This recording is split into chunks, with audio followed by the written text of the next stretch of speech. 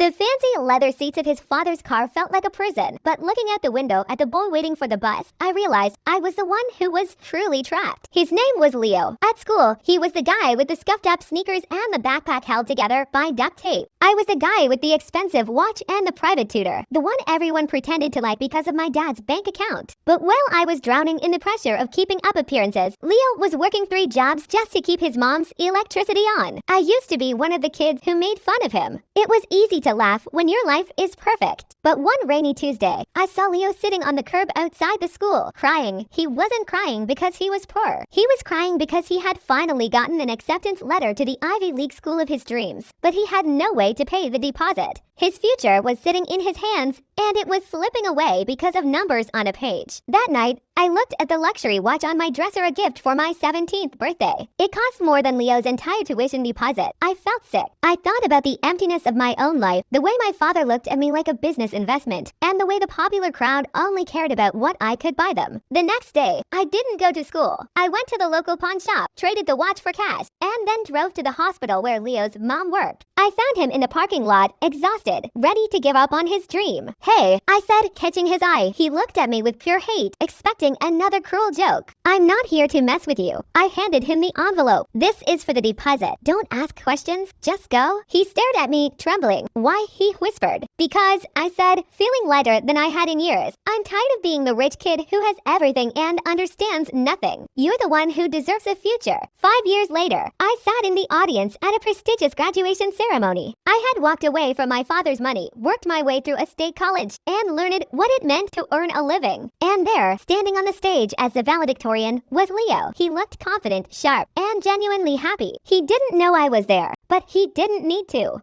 As he spoke about the power of resilience and the people who helped you rise, he looked straight into the crowd. I realized then that while money can buy you a seat in a room, it's character that actually gives you a voice. Leo had become the man I was always afraid to be, and for the first time in my life, I didn't envy anyone. I was finally proud of who I was.